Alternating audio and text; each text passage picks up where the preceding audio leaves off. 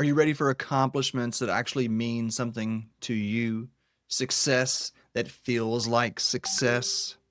Well, we've got to first stop being people pleasers. In this video, we're going to talk about 5 ways to do that.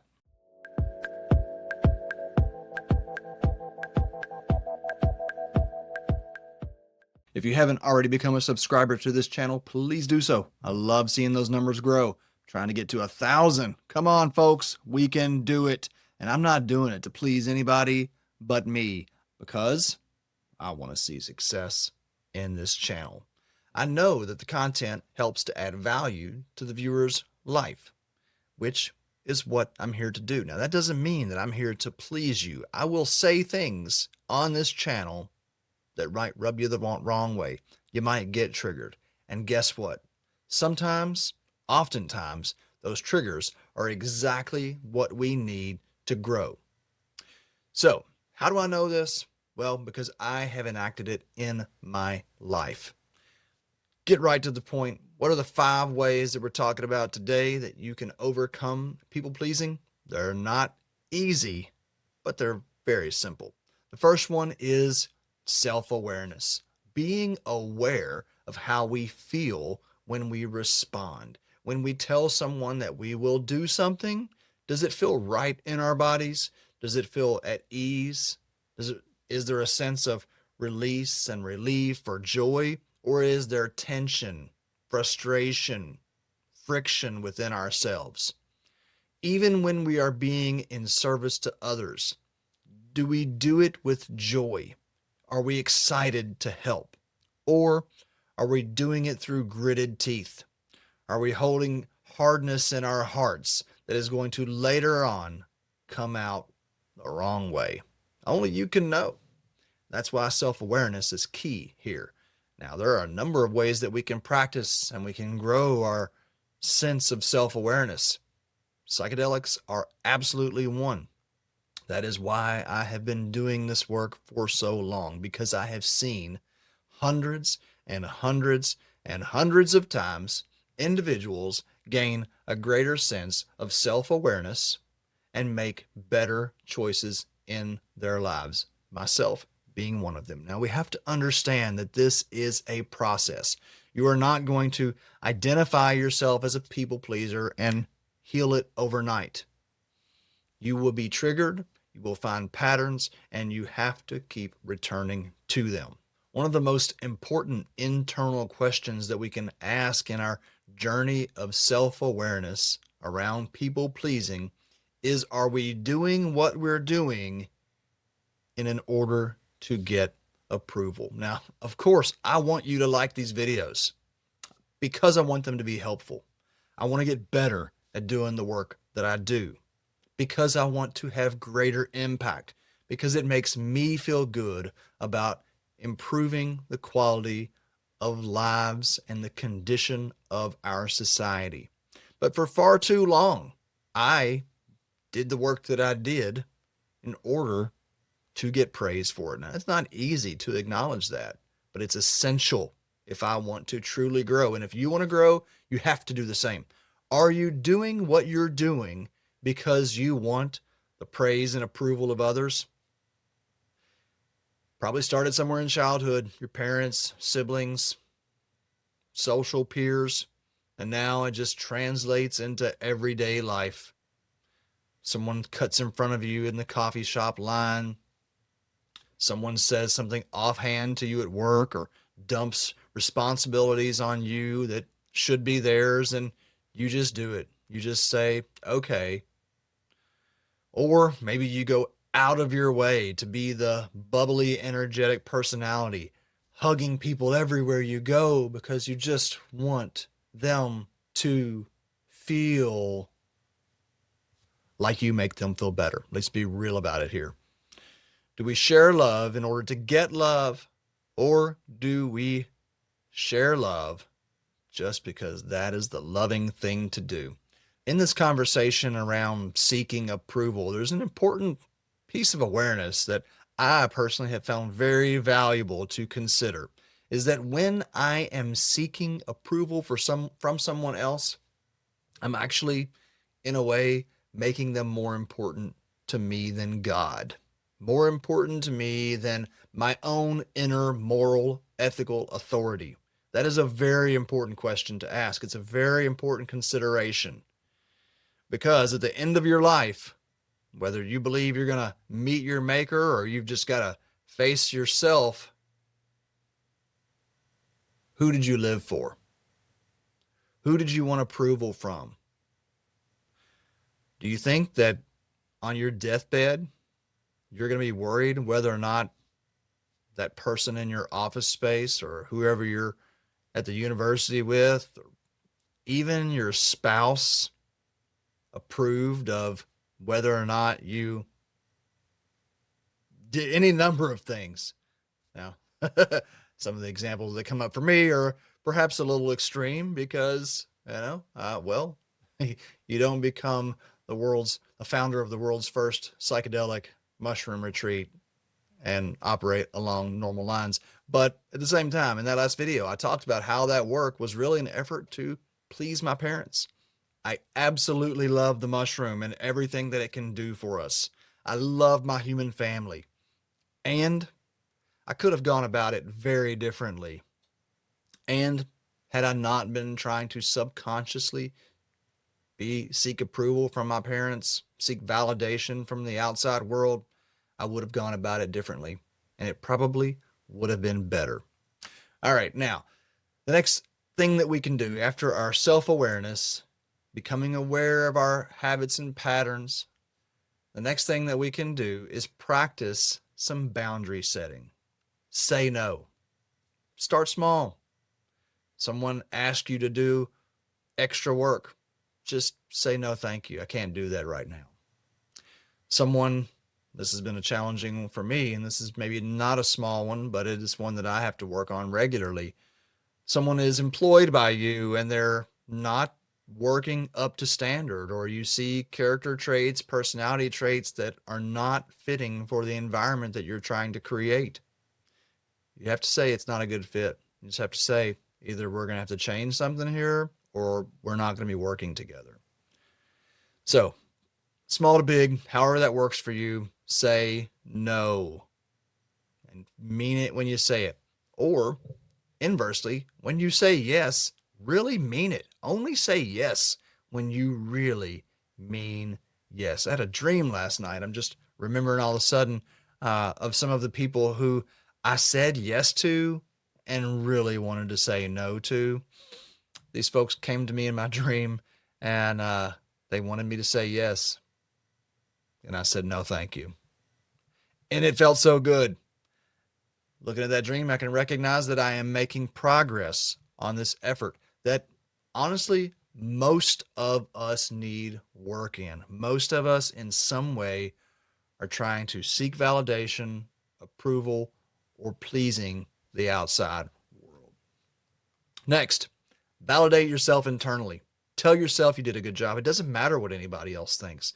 I mean, sure, we all want to do a good job. We want to leave a good mark in the world. But in order to actually do a good job, you're going to have to upset some people. That's just the way it is. Because most people are not going to have the determination. They are not going to have the passion and the drive that you do about whatever the thing is. And if you are an expert in your field, most people are not going to be able to have the level of discernment that you will. So, tell yourself good job, validate yourself. Everybody else, have a nice day.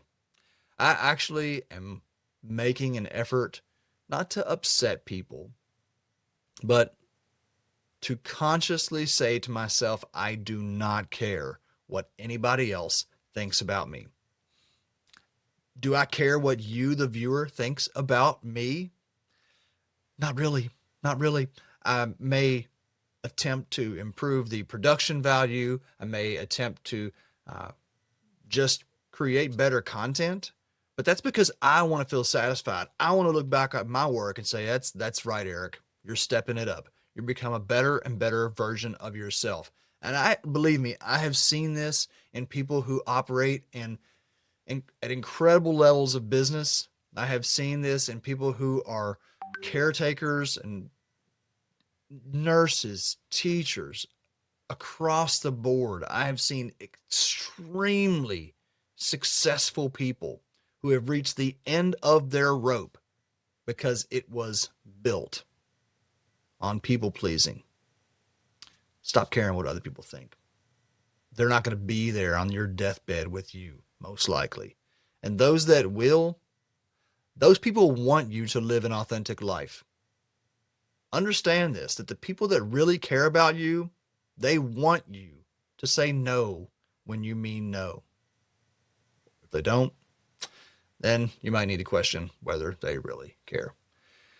And number 4, this is perhaps the most challenging one, and this is perhaps the component of this work that most benefits from psychedelics. Now, a couple of videos back we talked about the bad trip. Number 4 is building up a tolerance for discomfort. Okay, so this connects to the bad trip because, well, understanding that discomfort is for us. It's helping us grow stronger and more resilient. It's helping us tolerate the discomfort that comes when other people aren't getting what they want out of you, especially and particularly when there is the historical pattern of you people pleasing. This is so difficult. This is where you will make or break your situation. You're going to say no to someone who expects you to say yes, who you have a history of saying yes to. And even if they nod their head in agreement, if they accept your answer, they are not going to like it because they have come to expect you to acquiesce. They have come to expect for you to please them. And it is going to be very difficult. So, find different ways to build up your tolerance for discomfort. Fasting is a great one. Working with psychedelics is another great one. The good trip, the it's all God trip, the I'm so happy and in love with life experience. Yeah, that's a turn of the old roulette wheel, but it is also paired up with some very uncomfortable experiences. And those are great teachers. My most powerful lessons have come from some of my most uncomfortable experiences. And that goes outside of the psychedelic space as well. It also goes into the relationships. You know, in the last video, I talked about inauthentic relationships that arise from people pleasing. And those very uncomfortable situations help me grow, help me become more comfortable with just saying no, saying it's not a good fit, because I would rather experience the discomfort now than the expanded, embedded discomfort that comes after being in relationship with people who are not in alignment or matching with your values. Finally, number 5, prioritize yourself. Not be selfish, but take care of yourself. You need to go lay down and get some rest while the family does their thing. You don't have to do the dishes right now. You don't have to feed anybody right now. They can figure it out. Just let it be. I know you got little kids, you got a spouse, you got someone else that can help. Are you the one succumbing to their will? I've seen it. I've done it. It's just a part of human nature. Prioritize ourselves. I'm not going to use the old tired metaphor of the oxygen mask. I'm just going to say, you have to take care of you before you can take care of anyone else. What's that look like for you? I can't say it.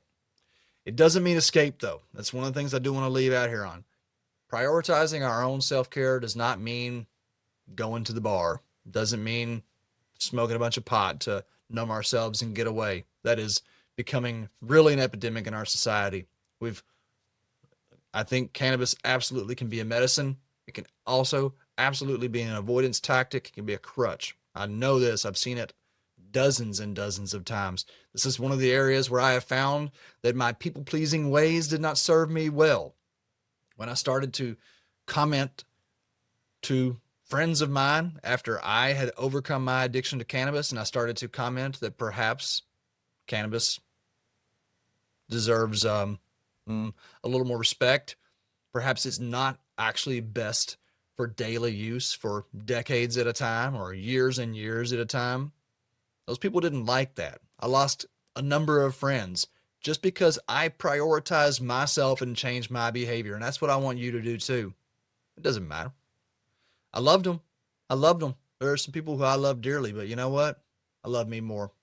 And I am so much better off and I'm so much happier that I have learned to manage my relationship with cannabis and stop making excuses saying that it was purely my medicine every day, smoking it a little bit here and there throughout the day, or even every day at the end of the day. Now, I'm not here to judge you. You might not like what I'm saying, might feel uncomfortable. I want you to sit with that because if you feel uncomfortable, if you feel triggered by what someone else is saying, well, my friends, then that is in you. And I'm not here to be a people pleaser anymore. I'm not here to just say the nice thing. I'm ready to start saying some even more difficult truths in a loving way. I love those folks. I wish they wouldn't have chosen to go that route. I wish they would have stayed with me and stayed in community and really tried to, just show up together. But that's how I know with it, it's actually a problem because if you can't sit in that discomfort, if you have to run and leave and say, well, I can't be around somebody that is hating on plant medicine. Come on. I'm a psychedelic facilitator. So be uncomfortable. Just look out for you. Say no. Say no when you want to say no. Check and see, why are you doing the things that you're doing? Do you want approval? It's probably not going to come. It's probably going to be the opposite effect, as a matter of fact. And how aware are you? Most people are not aware of themselves. Most people are not aware of their behaviors. I heard research the other day saying something like 85% of the population is not self-aware. Now, how they quantified that, I didn't really get to the bottom of, but seems like a fair estimate to me, considering the number of people that I encounter on a daily basis that are completely unaware, considering how much I myself have been completely unaware of my own behaviors and patterns. It's time to wake up, folks. Time to become the best version of ourselves, and that starts with stopping this people pleasing. Thank you so much. Be sure to comment, subscribe, share, follow along. Hope to see you around.